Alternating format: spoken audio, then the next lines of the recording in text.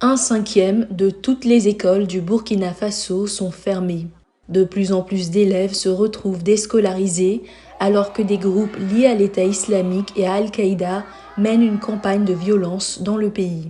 Environ 700 000 élèves sont touchés, dont Sakinata Ouedraogo, 13 ans. Elle a fui sa ville natale de Djibo il y a 2 ans et vit désormais dans la capitale Ouagadougou. Comme le gouvernement n'enregistre les personnes déplacées que dans des camps éloignés de la capitale, elle ne peut pas demander l'aide des Nations Unies ou de l'État. Une association à but non lucratif payait les frais de scolarité pour mon frère et moi. J'ai donc pu commencer le lycée, mais j'ai dû quitter l'école parce que l'association ne pouvait plus payer pour nous deux. Alors que son frère continue d'aller à l'école, elle travaille comme couturière.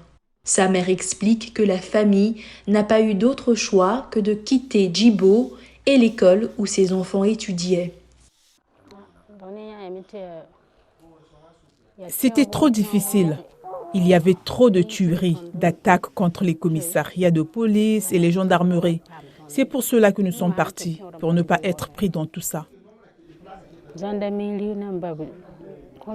La violence au Burkina Faso dure depuis 7 ans maintenant et au cours des 2 dernières années, les pays côtiers situés à sa frontière sud ont également signalé des violences. Marie-Pierre Poirier, directrice de l'UNICEF pour l'Afrique de l'Ouest et centrale, s'est rendue au Burkina Faso la semaine dernière avec les représentants UNICEF des pays côtiers pour les aider à se préparer à une crise comme celle du Burkina Faso. Elle s'est entretenue avec la VOA. Le Bénin, le Togo, le Ghana et la Côte d'Ivoire signalent des attaques dans la zone frontalière et sont relativement limitées, mais nous pouvons constater que le rythme s'accélère. C'est une réalité. Ce n'est pas seulement une possibilité. Elle indique que l'UNICEF travaille avec ces pays pour étendre les services essentiels dans le Nord.